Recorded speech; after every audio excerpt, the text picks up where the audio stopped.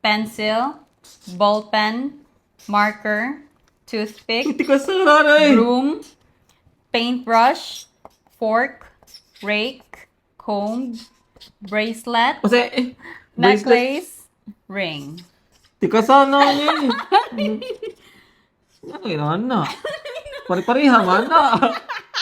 Lain na, ni. Ako, kay kuan. Tinarong ako, ah. Hindi, puras circle, puras kuan. Uy. Batian niya. Okay, unsay number 1? Di ka sana, ni. Pencil? Pencil. Sakto siya. Susta, ni sura, ni. Unsay number 5? Broom. Yes, yan. Broom, ah. Grabe, nakailan pa siya sa intro. Dili, wala. Nagkapan ako, ah.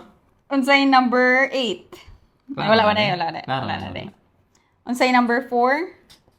Number 4, toothpick. Yeah. Unsay number 11? 11,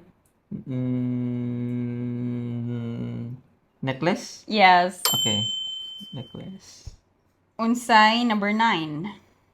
Wala na ni. Wala ni. Dinhin ni Gigi. I think Unsay number siya. 10? Bracelet ni. Yes, bracelet. Bracelet. Unsay 12? Ring. Yes, ring. Unsay number 7? Not done uling gig.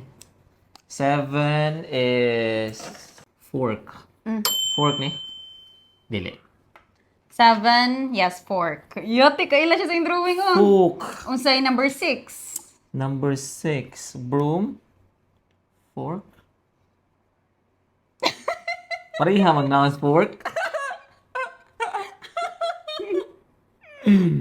Skip sa ni gamay. Okay. Unsay number 3?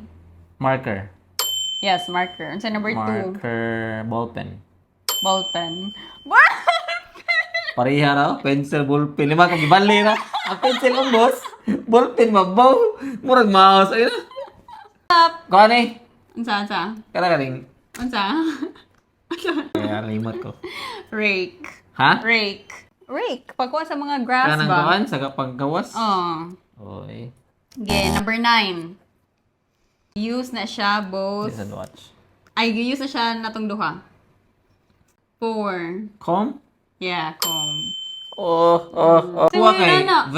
very gentle. Ako mga kuan. Grabe. Iya kay, away, imagine. Pencil, ballpen. How can you